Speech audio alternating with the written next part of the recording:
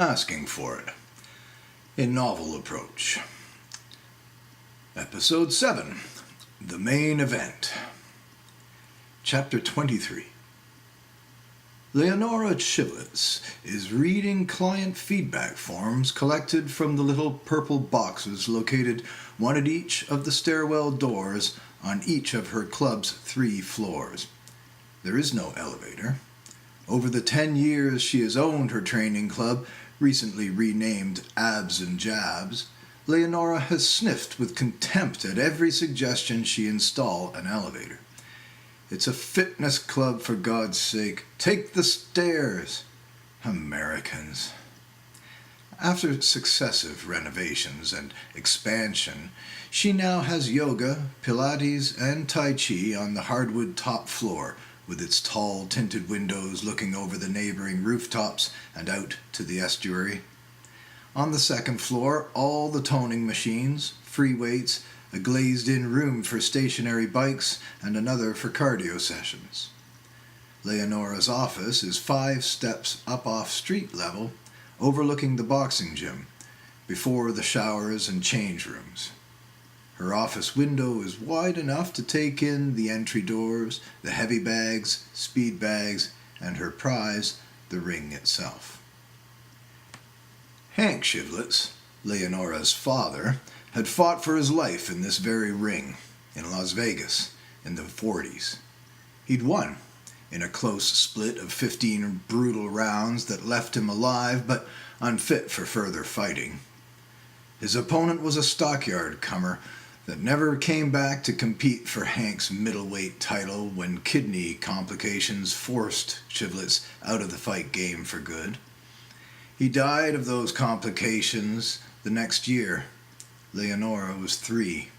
Her mother, never to recover from the heartbreak, moved them into the big brick building that her husband envisioned housing a gym.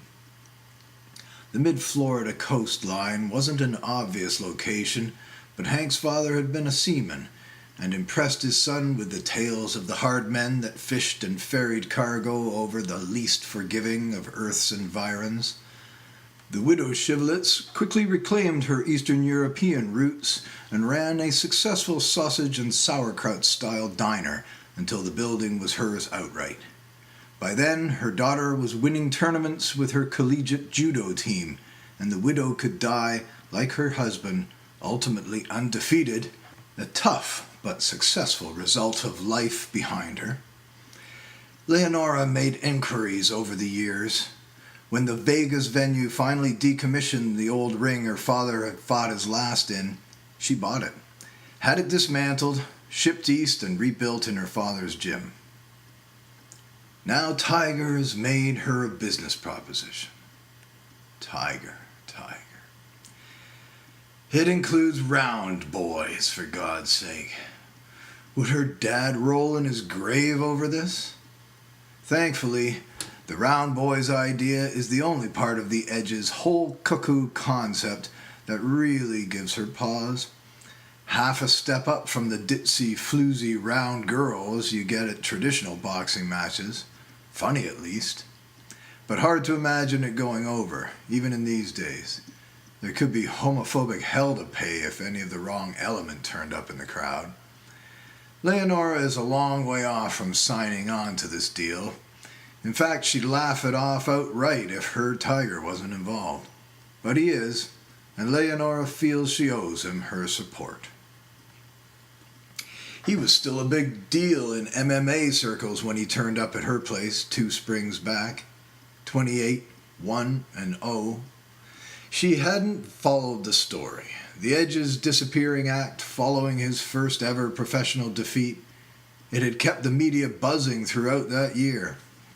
She knew at a glance he was a fighter, but she didn't watch TV. His name wouldn't have meant a thing to her. For one thing, she was traditional where it came to fights. Boxing was a sport. Martial arts could be sports. She wasn't sure she even liked the idea of MMA.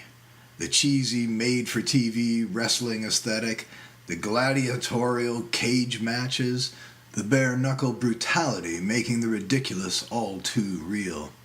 Too much pomp and bloody circumstance. Too much violence, too little sport. In any case, the Edge had worn a signature steel-gray beard, cut short and sharp. Her Tiger was a clean-shaven stranger with honest eyes when he arrived at her gym, and his story was his own affair. The Edge had walked in her door, looked around the ring room, gave a little wave to where she sat in the open office loft. Turned out the room in back is what he wanted. It wasn't much, not one window, but it had a sink in one corner and a toilet on the other side of a metal screen. She'd never thought of renting it out. He awkwardly evaded giving her a name, but Leonora knew honesty when she encountered it. She played dumb and asked if he knew anything about training. He gave her a little demonstration. The sheer ferocity of his mauling that heavy bag. She'd liked him instantly and rented him the room. No further questions asked. "Okay, Tiger, it's all yours." And that was it. He went off to the bus station to collect his bag. Leonora was 55, and she'd never had kids. The Edge, at maybe 40 years of age, somehow seemed like a kid coming home to reclaim his childhood bedroom. They'd hit it off immediately, and they'd come a long way together since then. He was mopping the floors and repairing equipment for a year before he came clean about his past. Leonora honored his wishes to maintain anonymity, but she also convinced him to train some of her best prospects. He worked with the boxers primarily, teaching them something of a reverse-engineered approach to footwork. He could also fill in for her, leading judo and jiu-jitsu classes. His own training was unlike anything she'd seen. His routines were rigorous, endless, and remarkably varied. And now, round boys, in leather shorts. Oh, shaved and oiled from head to toe. Jesus, he'd got her to laugh with that. He managed to win her over to the idea of a fight show venue. One night only, and only for her Tiger. Only for him could she even consider turning the Shivlets family's gym into some demented casual fall meets fight club. Chapter 24. The call comes just as Dick is headed out on his run. It sounds like Michaela is in a gym someplace. She keeps it short, but she's strangely friendly. Can he pick up her mail, check for anything from her mom, and let her know at this new cell number if there is? She even says a nice, "Thanks, Dick," before hanging up. Sweat-soaked and foot-sore, Dick hobbles up the road to Michaela's run-down row of townhouses. He isn't celebrating any runner's milestones just yet, but he figures he's made it a full 2 miles today. Someone is on her doorstep, peering in the window and generally mooching around. There are 2 of them, in some kind of army camo gear. Dick slows down and makes a show of wiping the sweat out of his eyes. There isn't much up the road past Michaela's, at least half a mile of scrubby palms and banana leaves either side of the road. He'd look kind of suspicious doubling back if the pair don't move on, so he decides to continue up to the door. He can always make something up, knock next door if these 2 look like real trouble. They are women. He can see that now. The black one is at least 6 foot tall, thin and angular. She turns and sees him. Her forehead is high, crowned with those close-cropped tiny curls.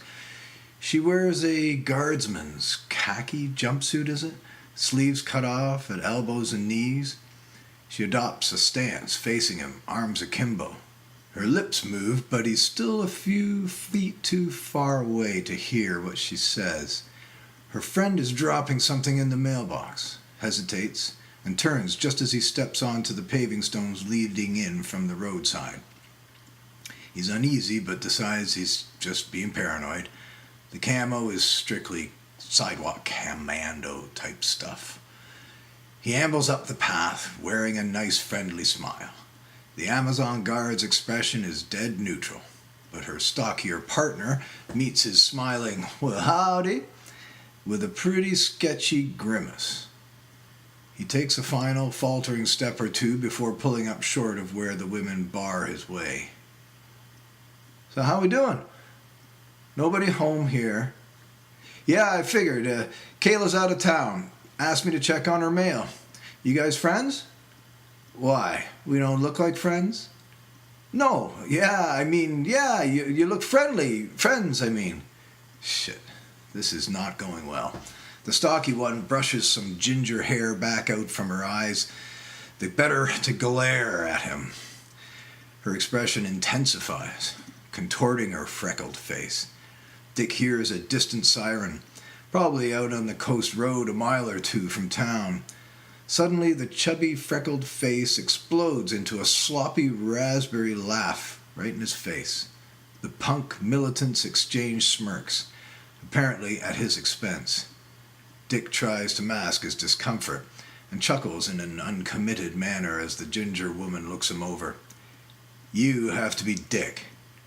Relief mixes rapidly with something like pride as he realizes Michaela must have mentioned him to these friends of hers. "Yeah, that's right. How'd you know?" "Weedy little guy, always holding his balls like they're about to drop off."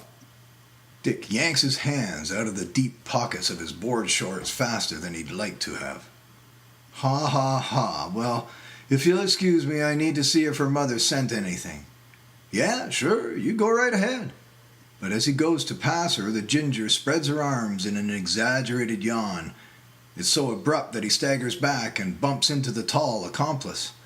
Now they're cracking up again, and Dick can only keep muttering ha ha ha to mask his shame as he sifts quickly through the bills in Michaela's mail.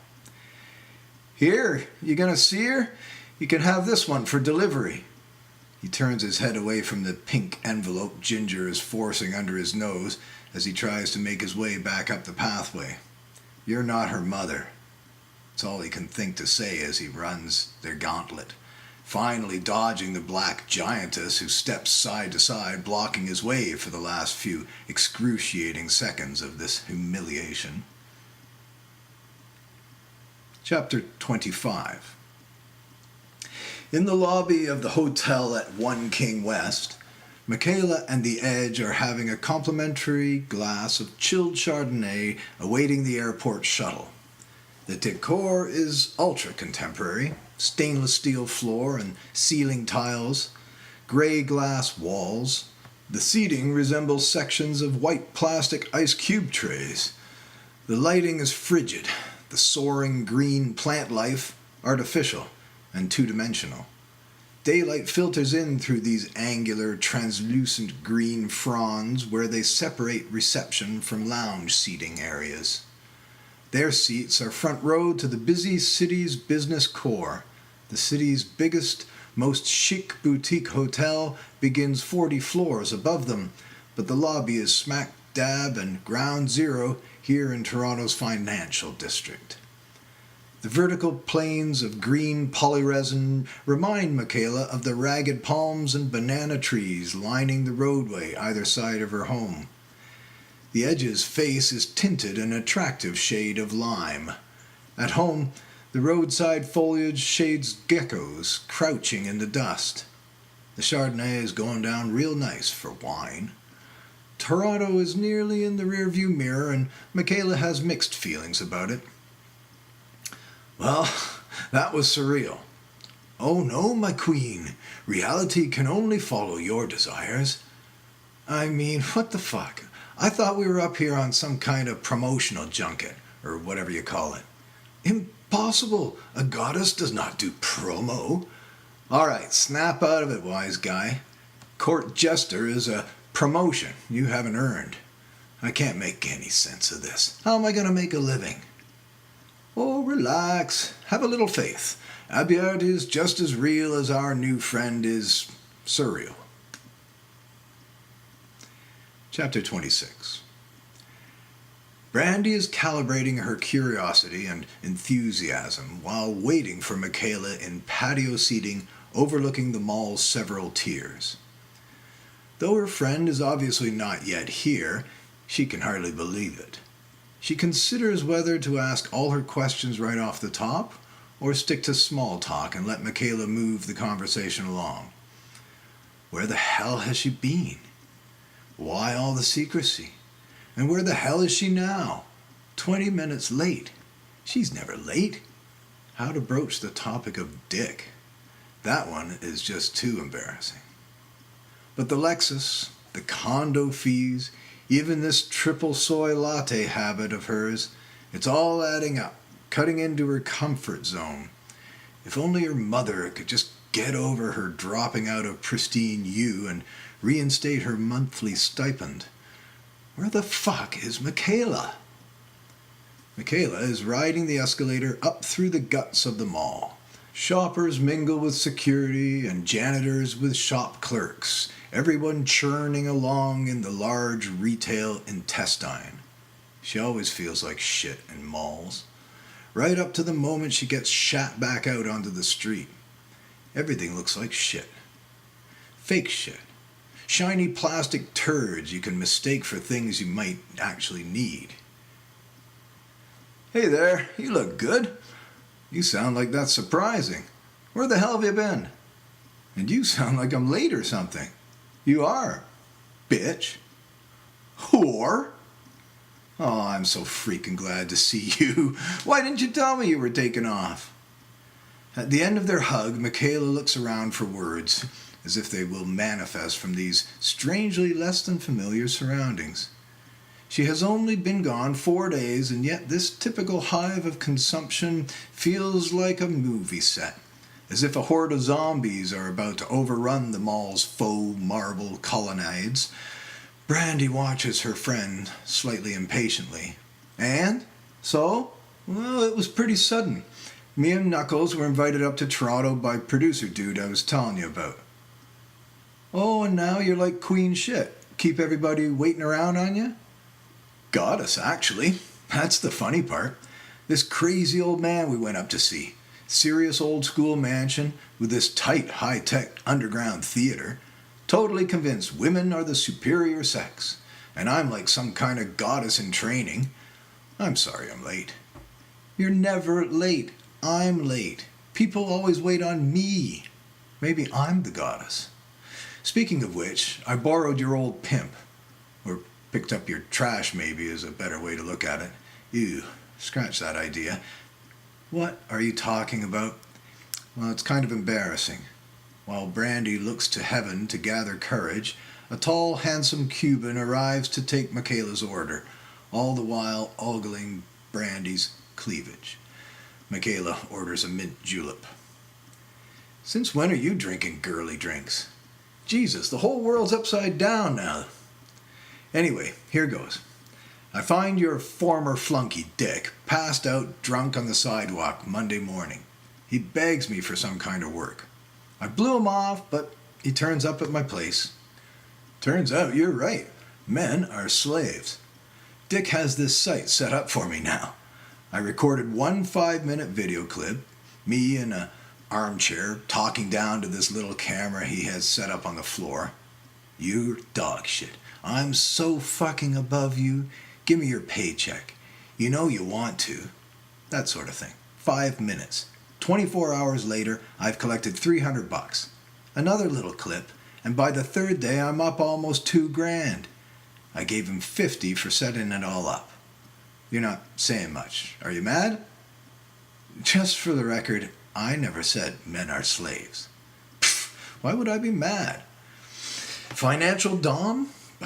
I mean, I should have suggested it myself. You've always had a money fetish.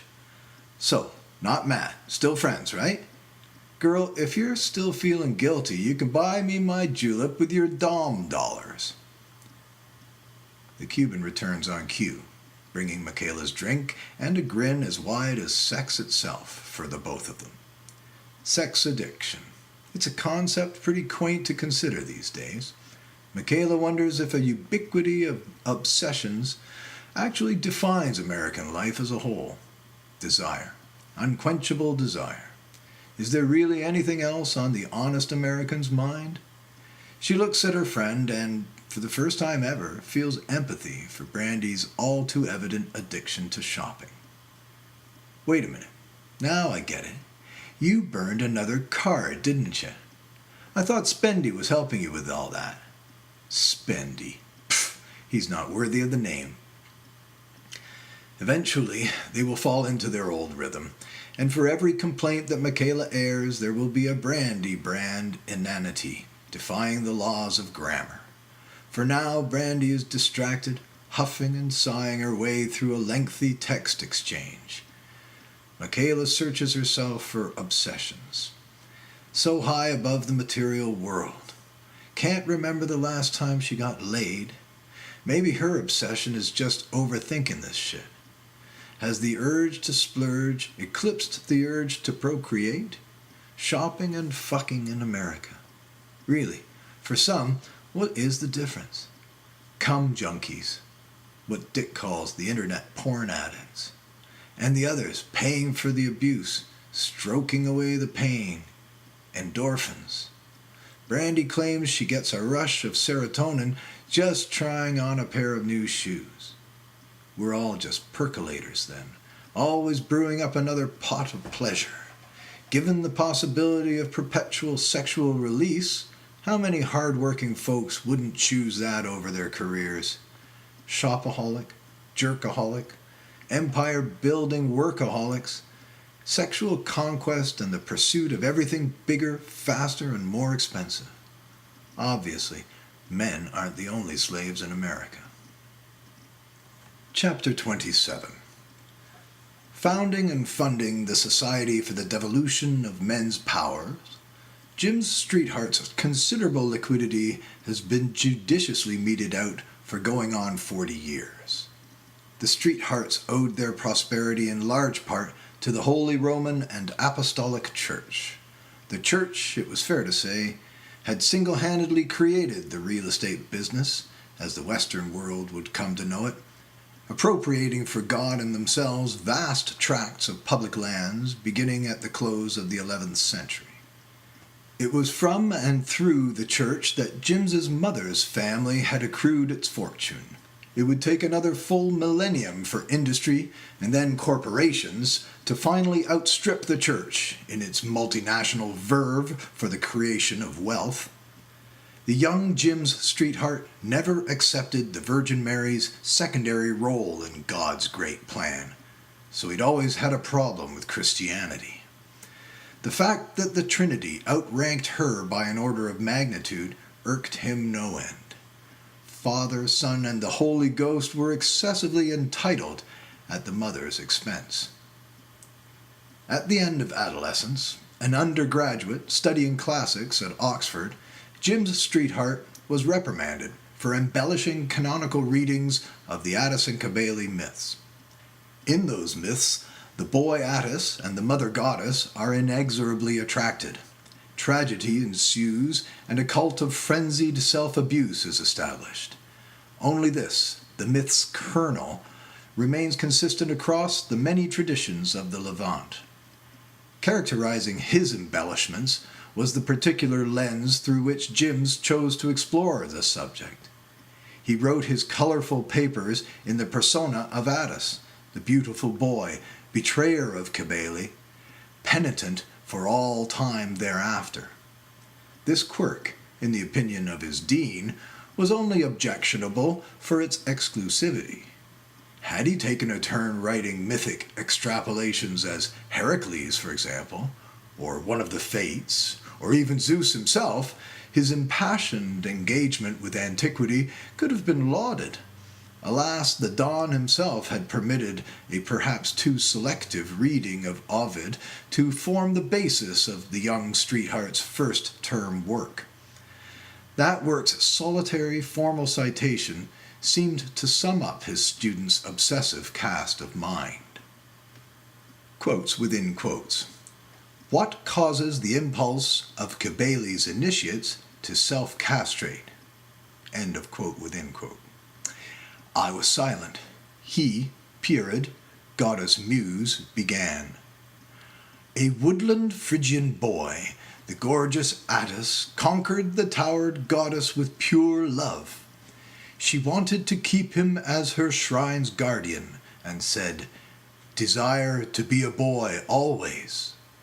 He promised what was asked and declared, "If I lie, let the Venus, i.e. lover, I cheat with be my last." He cheats, and in the Nympha Sagaratis stops being what he was. The goddess's wrath punished him. She slashes the tree and cuts the naiad down. The naiad dies. Her fate was the tree's. He goes mad and imagines that the bedroom roof is falling and bolts to Dindymus's heights. He cries, "Away torches, away whips," and often swears the Palestine goddesses have him.